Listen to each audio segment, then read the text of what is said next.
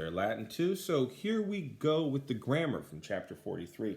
And really all that it is about is the subjunctive still, but we're going to use the passive subjunctive. And there's a bit of a review of cum clauses and indirect questions. So go ahead and read pages 166 to 167.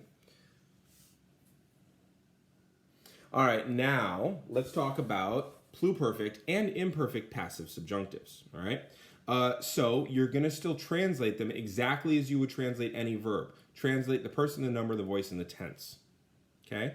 The mood is irrelevant to the translation. It only matters to the grammar. Now, I gave you a comparative for each of them. So, step 1 for the imperfect, take the second principal part. Step 1 for the pluperfect, take the fourth principal part. Step 2, add on your passive endings, or if you're doing pluperfects, add on the subjunctive of sum esse, the imperfect subjunctive. Step 3, floss. So write those down.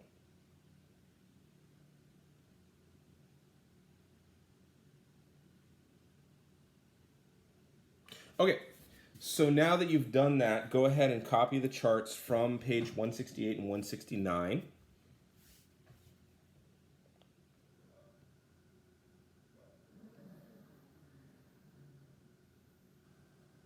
All right, so now that you've copied those charts down, you basically know how the formation works, right? So the subjunctives are just really unimaginative versions of the main verbs, right? You're still knowing all the parts. So now you have, what, 12 more forms. So you're really coming down to the nitty-gritty here. So also, if you know how to do the passives, you know how to do the opponents, okay? So here you go. Cum pater portatus esset, omne spectavit. When father had been carried, everyone watched. Okay, that's a cum clause. I would say that that is cum causal, because normally a person wouldn't be carried, so that would be a reason for everyone to watch. But I could see you arguing that that's just circumstantial. But notice, portatus, because it's referring to father, so singular, masculine, nominative, right? And then esset, because that's the imperfect of sum esse in the subjunctive. And I don't know if you noticed, but the pluperfect in the indicative is just the fourth principal part plus the imperfect of esse, right? So it's the same formula, it's just a different mood. Here's another one. Omne servi scire volebant quo mitteretur. Okay? All the slaves were wanting to know to where he was being sent. He's probably talking about Pseudolus. Okay?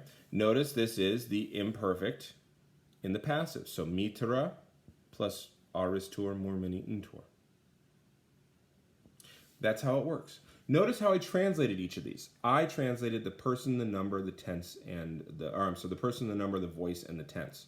That's it. I didn't really mess with the mood. I just noticed that, oh, because of this mood, we're in a slightly different grammatical construction.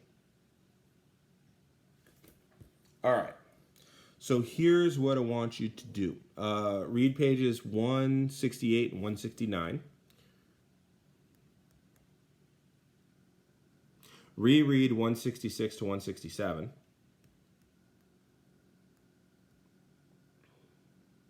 Now do 43D and E. Okay. Very simple.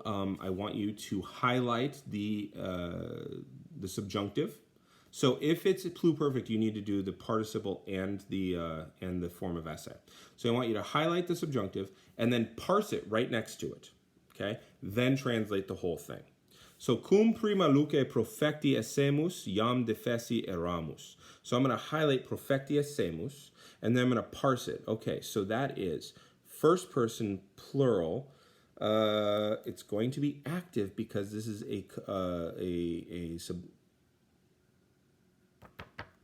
what do you call that? A deponent verb. It's going to be active, okay? And then it's going to be pluperfect and subjunctive. And the reason that it's subjunctive, I'm going to say it's cum causal. So when we had set out at dawn, we were already tired, okay? I think that there is a clear connection between us setting out at dawn and being tired. You could argue that it's circumstantial, and I think I would be compelled to listen to that. So that's 43D. Highlight and then parse, and then translate. Now for 43E, turn this into Latin. Okay, that should be pretty simple. Then I want you to go back and do 43B and C. Okay, locate 5 verbs in the imperfect or pluperfect subjunctive active and 4 passive subjunctive forms. Now they say forms, so I think that it's free range to go ahead and use deponent and semi-deponent verbs, but I'm going to make you parse anyway. So each time you locate one, give the line number, and then give person, number, voice, tense, mood.